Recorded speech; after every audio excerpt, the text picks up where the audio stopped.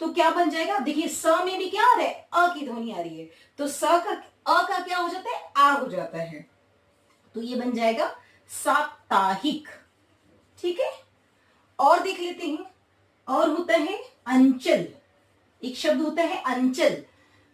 इसमें अगर मैं इक जोड़ दूं तो क्या बन जाएगा, आंचलिक। आप आंचलिक, ठीक है, आंचलिक, ठीक, आंचलिक उपन्यास होते हैं बहुत सारे आंचलिक, ठीक, जैसे गांव का एक किसी क्षेत्र का, क्षेत्र विशेष का के ऊपर लिखे गए उपन्यास, ठीक है, तो आंचलिक। इसके बाद और अगर मैं बताना चाहूं, एक आप लोग पढ़ते हैं अंश, है ना,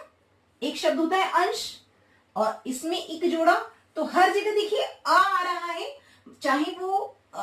स्वतः मतलब स्वर हो या फिर क्या हमारे व्यंजन हो, अगर अ की ध्वनि आ रही है तो वो आ हो जाएगा, ठीक है, आंशिक हो जाएगा, ये क्या बन जाएगा, आंशिक।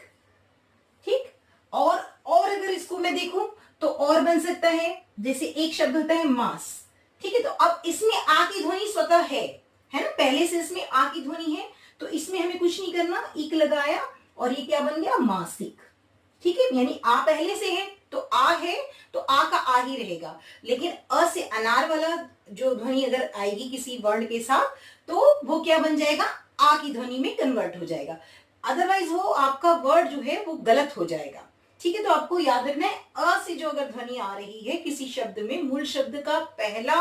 वर्ण जो है वो अध्वनि अगर आ रही है उसको बोलने में, तो उसका हम आ कर देते हैं, फिर इक लगाते हैं, है ना, तो इस तरह से साप्ताहिक, पारिवारिक, है ना, आंचलिक, सामाजिक, है ना, समाज, तो सामाजिक नहीं बनता, सामाजिक, जब हम लिखते हैं तो क्या होता है, सामाजिक, इस तरह से लिखते हैं। देखिए समाज, और इसमें अगर हम इक लगाएंगे तो क्या बनेगा, सामाजिक। ठीक है, सामाजिक।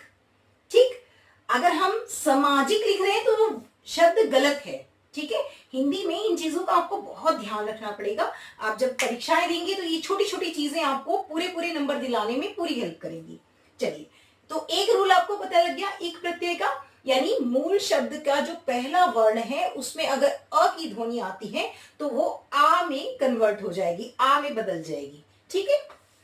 चलिए इतनी बात आपको समझ में आ गई, अब दूसरा समझते हैं। ठीक है,